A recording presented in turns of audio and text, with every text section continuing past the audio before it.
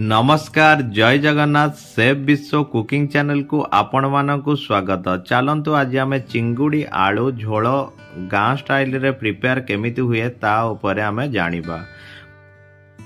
प्रथमे मु 500 ग्राम रो medium size चिंगुड़ी नेइची। एहा को भल भाबरे सफा करि देइकी 2 रु 3 थर धोई दबा।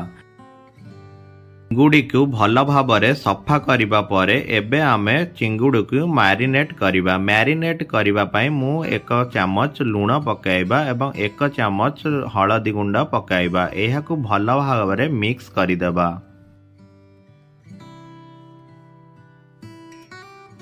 प्रथमे मु गैस फ्लेम ऑन करी कड़ाई को बसाई दबा एवं कड़ाई भल भाबरे गरम होई सारिबा परे 4 रु 5 चामच सोरिष तेल पकाई दबा। सोरिष तेल भल भाबरे गरम होला परे मैरिनेट होइतिबा चिंगुड़ी को पकाई 4 रु 5 मिनिट पर्यंत मीडियम फ्लेम रे भल भाबरे भाजी दबा।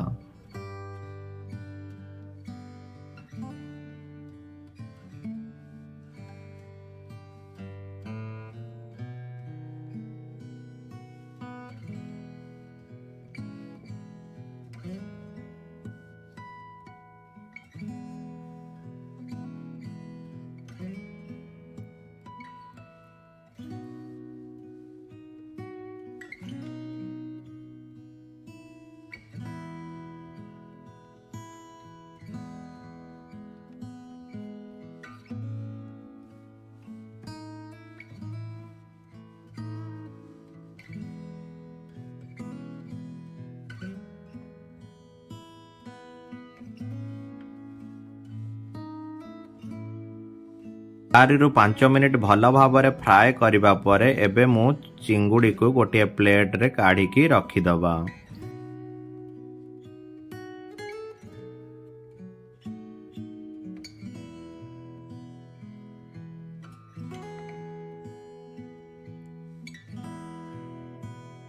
एबे आमे सेई कड़ाई रे 2 रु 3 चामच सोरिष तेल पकाई की गरम करिबा एवं गरम होई सारिबा परे मु गोटिए मीडियम साइज आलू नेइची। एहा को मु चोपा छड़ाई भल भाबरे सफा करी धोई देइची एवं एहा को मु गोल्डन ब्राउन कलर आसीबा पर्यंत फ्राई करिबा।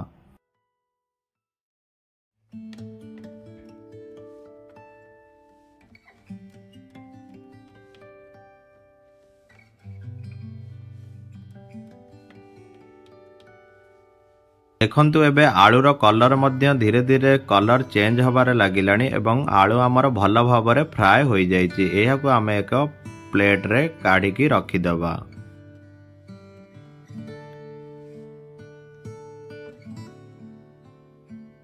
चलंतु एबे आमे मसाला प्रिपेयर करिबा। मसाला प्रिपेयर करिबा पई मु प्रथमे 2टी मीडियम साइज पियाज नेइछि एवं पियाज को स्लाइस करी छोट छोट पीस रे काटी देइछि एवं गोटिए इंची रो अदा नेइछि। एहा को मध्य छोट छोट पीस रे काटी की पकाई दबा एवं रसुण 10 रु 15 कोला रसुण मध्य पकाइबा।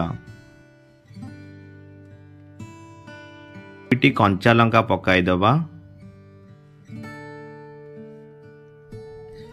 गोटिए सुखिला लंका पकाइबा एवं 2 रु 3 टुकुड़ा डालचीनी 2टी गुजराती एवं गोटिए चामच जीरा पकाई अल्प टिके पानी देकी भल स्मूथली पेस्ट बनैकी रखिदेबा।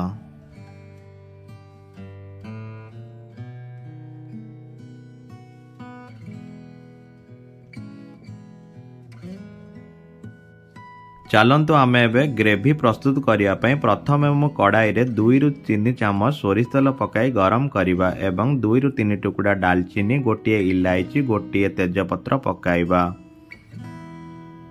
पूर्वर मु प्रस्तुत करी रखिथिबा मसाला को एबे पकाई दबा एवं 2 रु 3 मिनिट पर्यंत भल भाबरे फ्राए करिबा।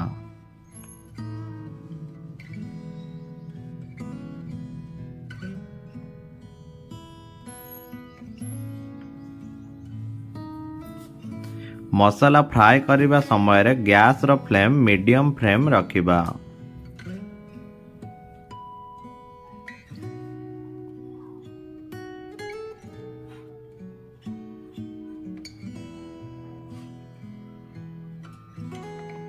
एबे आमे मसला रे गोटे चामच हलदी गुंड पकाइबा, गोटे चामच लूण पकाइबा, गोटे चामच काश्मीरी लंका गुंड पकाइबा। एहाको आमे भल भाबरे मिक्स करी 2 ରୁ 3 मिनिट पर्यंत मीडियम फ्लेम रे मसला को फ्राई करिबा।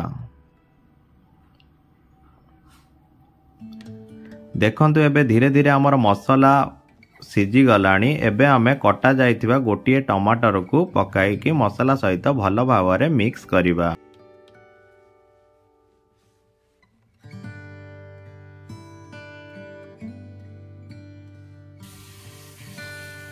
देखंतु आमर मसला रू धीरे धीरे तेल बाहर को बाहरी गलानी एवं मसला मध्य भल भाबरे सिझी गलानी। आगरू आमे फ्राए करिथिबा आलू आउ चिंगुड़ी को एई मसला सहित पकाई 2 ରୁ 3 मिनिट पर्यंत मीडियम फ्लेम रे भल भाबरे कसिबा।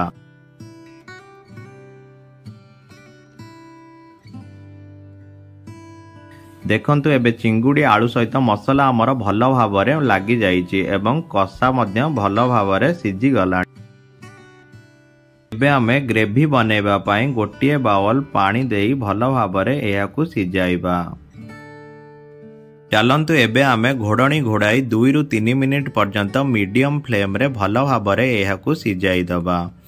देखंतु एबे धीरे धीरे आमर ग्रेवी मध्य मोटा होई गलानी एवं तरकारी रो कलर मध्य चेंज होई गलानी। एबे आमे गोटे चामच गरम मसला गुंड पकाई दबा एवं आवश्यकता अनुसार काटिकी रखिथिबा धनिया पत्र को पकाई भल भाबरे सर्व करिबा। देखंतु एबे आमर रेडी होई जाइछि चिंगुड़ी आलू झोल। एहाको आमे गरम भात सहित मध्य खाई परिबा।